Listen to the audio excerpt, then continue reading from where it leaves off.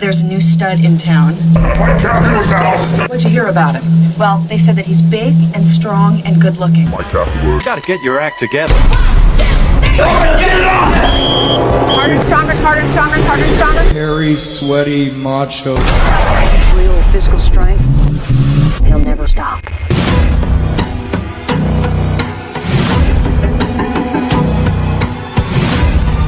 Hello, everyone. Welcome to the Work in Progress podcast. And yeah, let's rock and roll. I put out a bat signal there on the TikTok and the Instagram and the YouTube, all the relevant places. I don't think on YouTube. Instagram, TikTok, Facebook, and I asked the question, what's the biggest hurdle for you when it comes to getting in good shape? And I got a lot of really cool answers, and I said I will answer the best responses on the Work in Progress podcast, and I meant it. So that's what I'm going to do today. So let's get right to it.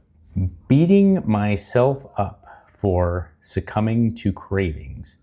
You know, you don't want to beat yourself up. It's natural. They wouldn't be cravings if it wasn't something kind of internal. See, but your behavior obviously creates some level of connection to certain foods.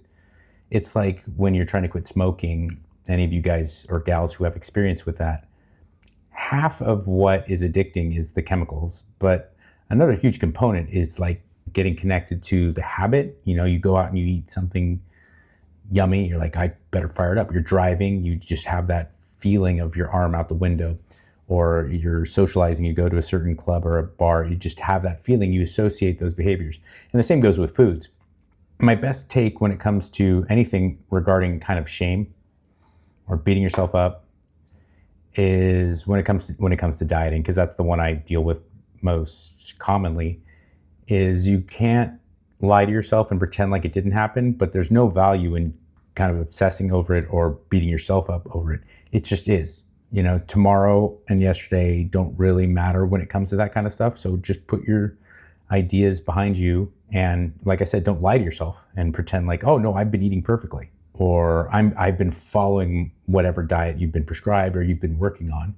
There's no value in lying to yourself, but at the same time, you know, kind of going back in retrospect and just obsessing on it and then beating yourself up for it, that self-flagellation gets you nowhere. In fact, it oftentimes will just perpetuate the problem. So my best advice is breathe, look in the mirror, realize you didn't act the way that you necessarily wanted to, but today's a new day and let's go. Wading through misinformation to find what works for you, I think it boils down to the less sexy tenets of eat less, eat smarter, lift heavy weights a few times a week, and move more every day. A lot right there, Mike Martinez. Like you said, it boils down to basic tenets. It's often very true. And the reason why you don't see that involved in a lot of the information that you're presented online is because that's not very sexy, not very alluring, and it's not very marketable.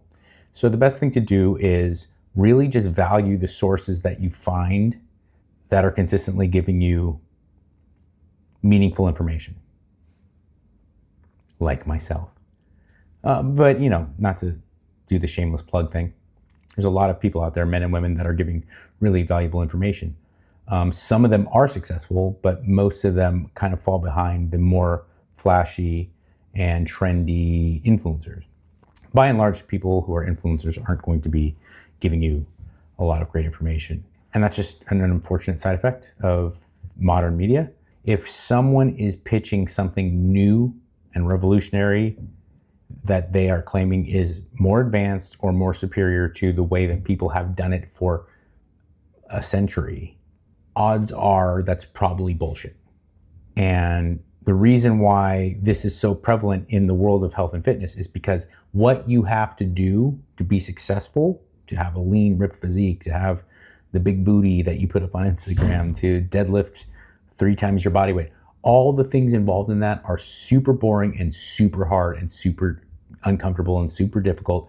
And so no one does those things. And when someone comes along that is not those super hard, super difficult, super uncomfortable things that takes discipline and patience, and they present that to you, you go, yes, that I am like the piranha to the piece of meat that is being dipped into the water. So usually steer clear of the thing that seems too good to be true, because oftentimes it is. Oftentimes it is simply just too good to be true. maybe this is just me, but I struggle with sucking at things when I feel like I should be able to do them, even though it's new. Like I want perfect form or get frustrated with a dynamic movement. I hate feeling like my body won't organize itself into the position the exercise requires. Okay.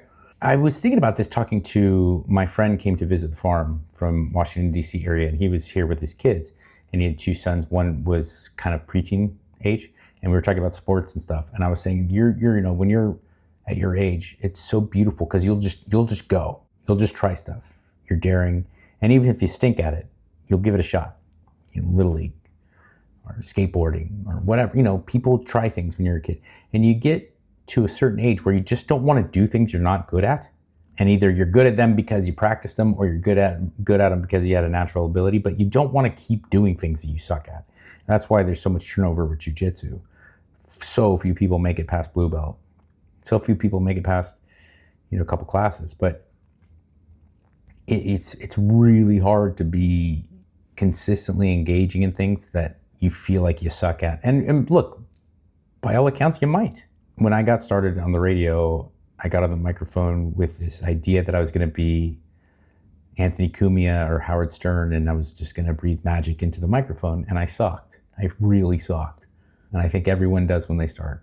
Howard Stern has talked about it. I heard Rush Limbaugh talk about it a couple decades ago. And it's a very awkward, it's a very unique sensation to have a professional conversation, and you think like because you're charismatic or eloquent that you're gonna have it down pat naturally, and you don't.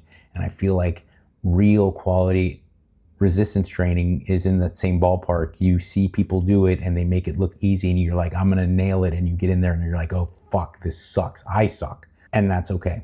I could not do a squat when I first started trying to squat. And I did not want to keep going, and I did. And now I have really great squat form. I tell the story over and over again of being at Gold's in Venice doing squats, and there's mirrors everywhere, because there's a lot of bodybuilders and stuff. And I'm in the bottom, like literally in the bottom of a squat, and I'm looking in the mirror, and Arnold Schwarzenegger's walking behind me. He goes, look down, this is fantastic. He's elbowing his friend. Look at this fantastic squats. It's great, it's great. Like, oh, yes. Almost exploded in my pants. Arnold explosion. Anyway, my point being is that it's not natural. It's not something that people just pick up easily. It's difficult. And I think it's very natural to get upset at yourself for sucking and not wanting to do that. When you're an adult, you don't want to continue doing something you suck at, especially when you can recognize you suck at it.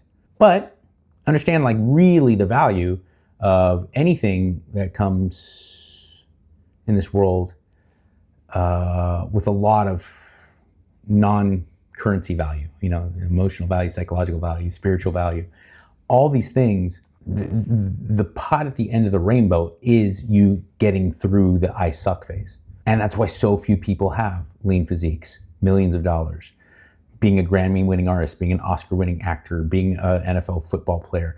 These things there's such a limited amount of people who are able to do it, because when you start doing that, it's awful.